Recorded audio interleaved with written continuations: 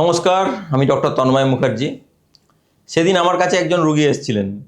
উনি জিজ্ঞেস করলেন, জানেন আমার বাড়ির পাশে একজনের হার্ট ফেলিওর হয়েছিল, অথচ উনি বেঁচে গেলেন। ওদিকে আমার পরিবারের একজন কার্ডিয়াক অ্যারেস্টে মারা গেলেন। আর একজন ভদ্রলোকের হার্ট অ্যাটাক হলো, উনিও কিন্তু বেঁচে গেছেন। তো এটা কি করে সম্ভব ডাক্তারবাবু?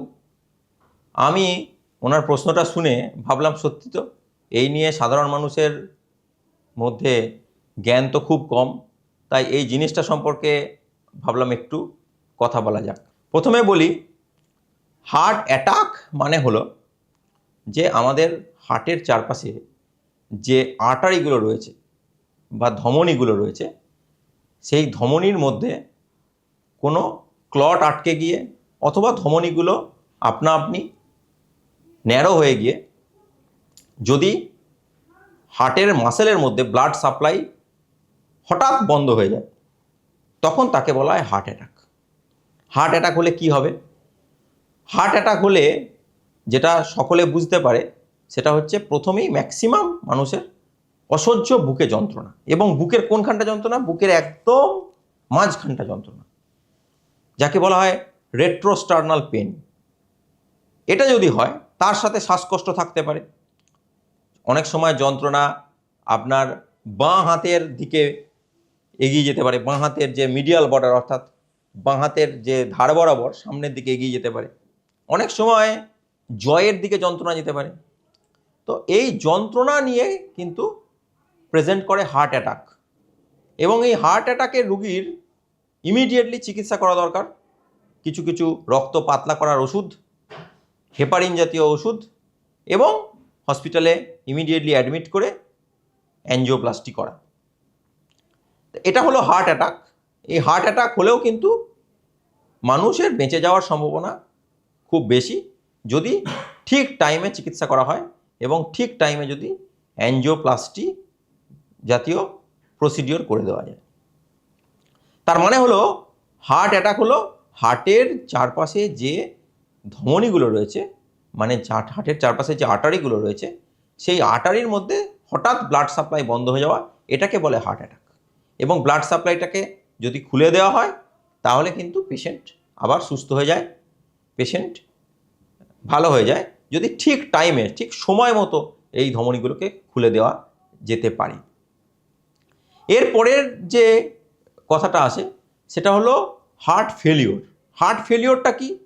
হার্ট ফেলিওর হলো যে হার্টের পাম্পিং ক্ষমতাটা কমে গেছে। আমাদের হার্টের মূলত 4টে চেম্বার আছে, তার মধ্যে 2টো চেম্বার হচ্ছে ভেন্ট্রিকল, একটা রাইট ভেন্ট্রিকল, একটা লেফট ভেন্ট্রিকল।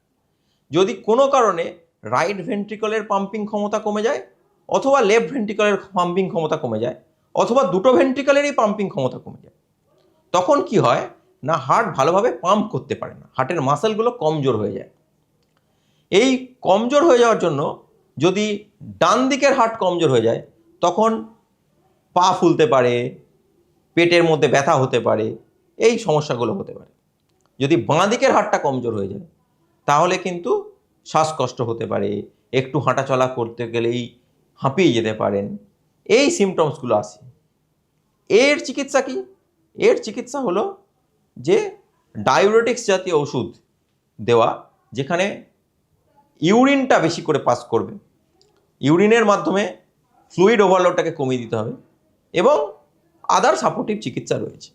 এই হার্ট ফেলিওরের রোগীরাও কিন্তু যদি ঠিকভাবে চিকিৎসা করা যায় এবং আন্ডারলাইং কজ অফ হার্ট ফেলিওরটাকে যদি আইডেন্টিফাই করা যায়, এরাও কিন্তু ভালো হয়ে যেতে পারেন এবং ধীরে ধীরে আস্তে হয়ে যেতে বা সুস্থ হয়ে যেতে পারেন।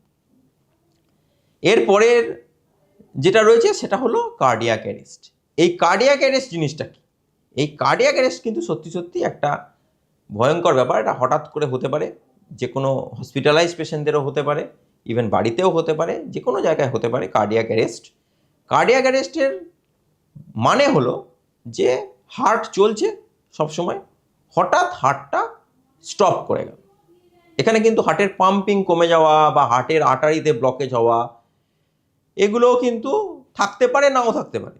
কিন্তু মোদ্দা কথা হলো, কার্ডিয়াক অ্যারেস্ট মানে হার্টটা চলতে চলতে হঠাৎ স্টপ হয়ে গেল, মানে হার্ট আর কাজ করছে না। এই কাজ করছে না দুটো কারণের জন্য হতে পারে। একটা হলো হার্টটা স্টপ হয়ে গেল, তাকে বলা হয় অ্যাসিস্টোল। আর একটা হলো হার্টের মধ্যে একটা প্রচণ্ড বেগে একটা ইলেকট্রিক্যাল রিদম চলছে, একটা অ্যারিথমিয়া চলছে, তাকে বলা হয় ভেন্ট্রিকুলার ট্যাকিকার্ডিয়া অথবা ভেন্ট্রিকুলার ফিব্রিলেশন। এই কার্ডিয়াক অ্যারেস্ট যদি কারোর হয়, তাহলে কিন্তু যদি ইমিডিয়েটলি আমরা পেশেন্টকে রিসাসিটেট না করতে পারি, তাহলে কিন্তু পেশেন্টের মর্টালিটি ইজ ভেরি হাই।